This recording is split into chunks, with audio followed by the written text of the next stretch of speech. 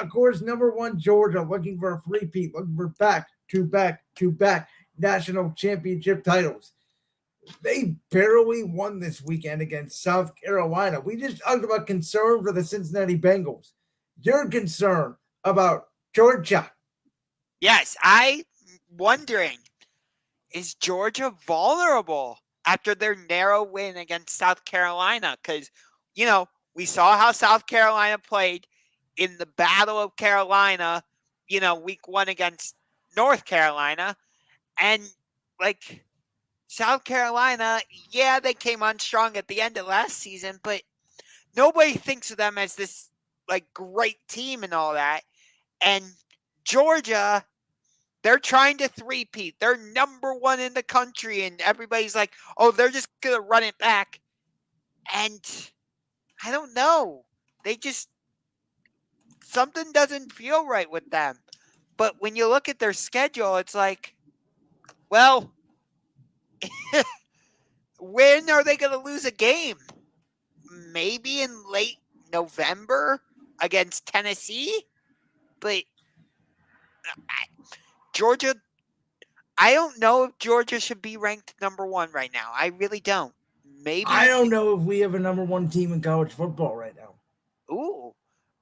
I think if anything, who has played the best football and who's played the best competition, it's honestly been Texas. Yeah. But I wouldn't put Texas ahead of Michigan or Georgia. No, but Michigan hasn't played anybody, and we'll get to this. There's a lot of big games this weekend. Obviously, the Ohio State Notre Dame game is a big one that I'm keeping my eye on. Yes, but when I look at Georgia, I mean, they lost a lot from last season. Stetson Bennett is no longer there. They've had to, replace their defensive line because the Philadelphia Eagles just keep drafting players from there. I don't get why the Eagles keep doing it, but whatever. What do you mean when Jordan Davis and Jalen Carter are the 2 best interior defensive tackles in football? Oh, I don't know why. Oh, gee, I don't know why. We're just going to not pick the best players in the draft. What kind of statement is that, Ungar? I'm just saying, it's it's hilarious at this point. By the way, real quick, how many times has Brown fans, because of course we're based in Cleveland, begged, can we take an Ohio State player? Can we take an Alabama? Instead, they're taking all these sissies for the Pac-12 and the big. How many times have they said, can we take a Big Ten player? Can we take a SEC player? Philly's just like, you're not going to take the best player in the draft? Okay, we don't care if he has Garrett Brown. We're taking him. Jordan Davis, sweet, we'll take him.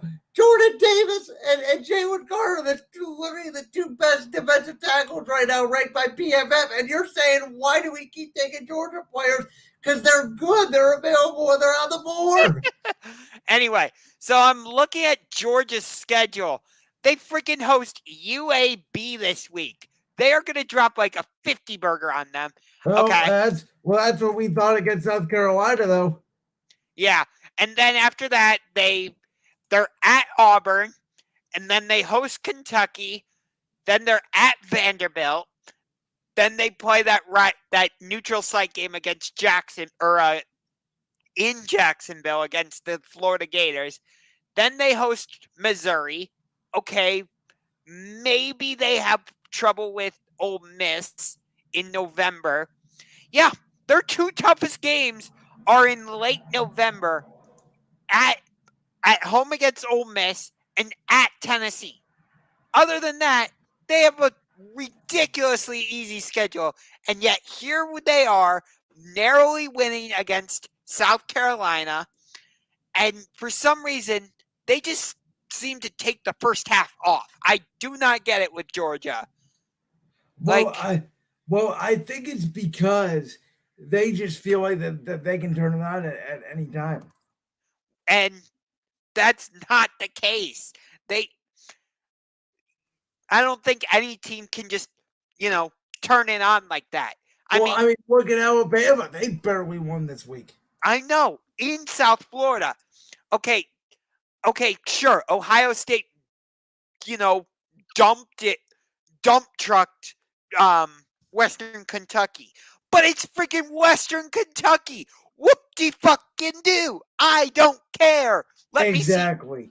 Yeah. So Georgia is shaky. I honestly, I don't know if they're going to three-peat. I had my doubts about them before the season, but with the way they're playing right now, I don't know. Well, you know what? We always talk about how hard it is in the NFL, specifically to repeat and go back to the Super Bowl. Imagine trying to repeat in college football, and it's getting a lot harder now with the transfer portal. You know, we've seen Alabama take a step back in recent years. We've seen Clemson take a step back. Is this the beginning of Georgia taking a step back? It could be. I mean, granted, they still have Kirby Smart as their head coach, but you know, I I don't know. Plus, you have Texas and Oklahoma coming into the SEC next year. That's just more competition for Georgia alongside the likes of Florida, Alabama, Tennessee. We'll see if Ole Miss is legit or not this weekend. We'll get to some of the big games, I know. But, Ole Miss is at Alabama. We're going to find out if Ole Miss is legit or not. Um, maybe if Texas A&M can actually figure it out, they could be competition for Georgia. Probably not. Yeah, but I think the difference here is we talked about this a little last week. Next week here also the college football playoff is expanding. So if Georgia were to lose 2 games, they're not going to be penalized. They're still probably going to make the playoff. I mean, I think there's a real possibility Georgia, Bama, Texas, maybe LSU. I forgot about LSU. Potentially Oklahoma. That's 5 SEC teams. Ohio State, Penn State, Michigan. 8 out of your 12, and who knows? Maybe somebody else comes about. USC is going to be in there, so that's from the Big Ten. Oregon. Oregon, you could theoretically have in all SEC and Big Ten 12-team college football playoff. Yeah, that is true. You look at the weekend slate of games, there's a huge amount of big games going on this weekend.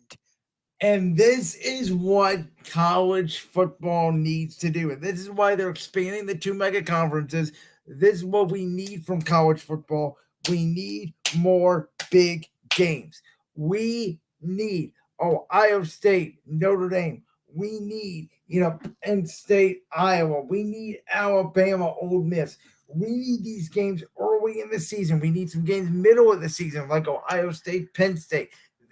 Then obviously, later in the year, you get your Alabamas and your Auburns and your Alabamas and your LSU's. So we need to schedule more spread out, and again, the realignment of the conferences is going to help with this. But better big games for college football is a lot easier for NFL consumers like myself, who now, by the way, is going to be watching a lot more Georgia football because the Philadelphia Eagles will be taking a lot more of Georgia defensive linemen coming up in the next couple of years. Whoever else wants to come out and play linebacker or corner or safety for the Eagles, because our defensive line is going to be too filled up. But nonetheless, to make college football more watchable for the big NFL consumers, you need big games. There's people like me that will not watch a ton of college football. Then we'll go back after the NFL season is included. We'll watch highlights. We'll watch tape.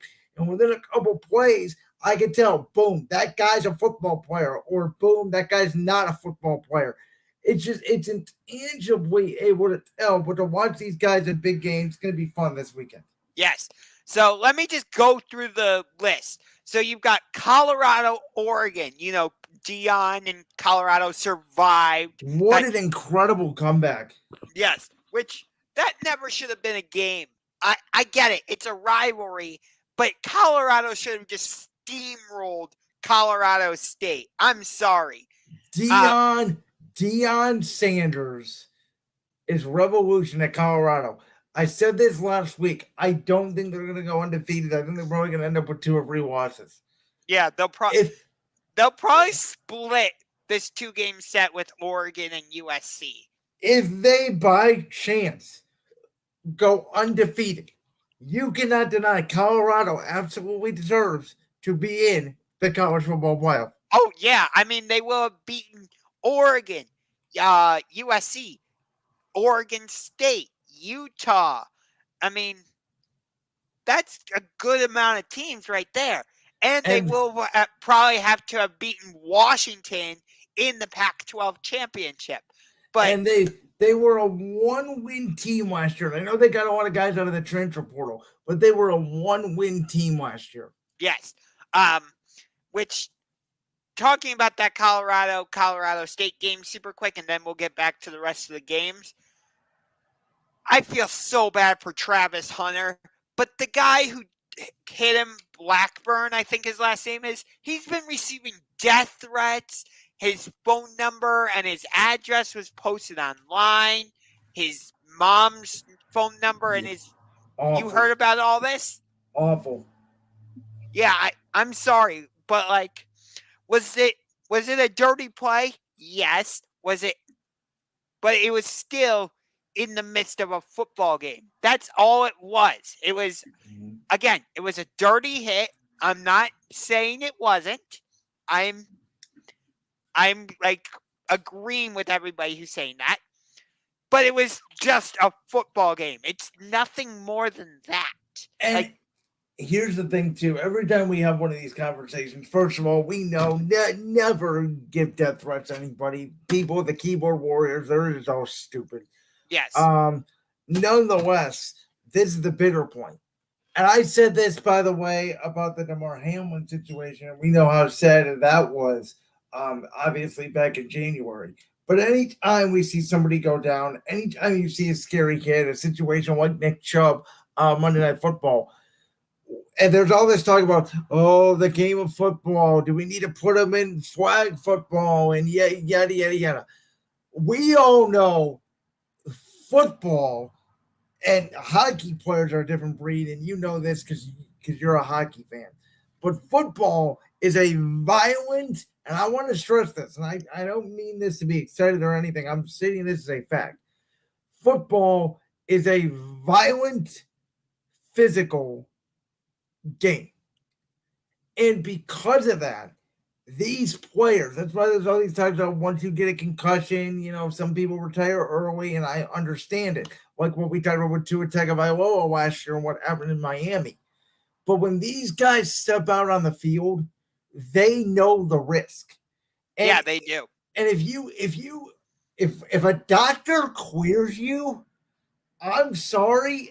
If a doctor says, I don't think you're going to suffer any long-term damage and I clear you to go out and play, who are we to tell football players not to go out and play? It should be their decision. And so the kid, obviously, it was a brutal injury. Praying for Travis Hunter. I think he will recover. He's going to miss a couple weeks. He will be back this season. But let's not give the defender for Colorado State any flack. It was a bad play. They'll probably fine him. I don't think it's worthy of a suspension. I think it was more of an accident, to be honest with you, where it looked like he didn't intentionally sort of take a shot. It just sort of happened in the moment. Though obviously it was a dirty play. I think the kid's a good kid. I think he made a mistake. And in the end, it's a big story because of what happened online and unfortunately because of the injury, but it's a way bigger story than what it should be. Yes. So we've got Colorado, Oregon. We've got the whiteout game, Iowa, Penn State. I hate that the whiteout is against Iowa. It needs to be against Michigan, but of course it's not because of stupid Big Noon Saturday.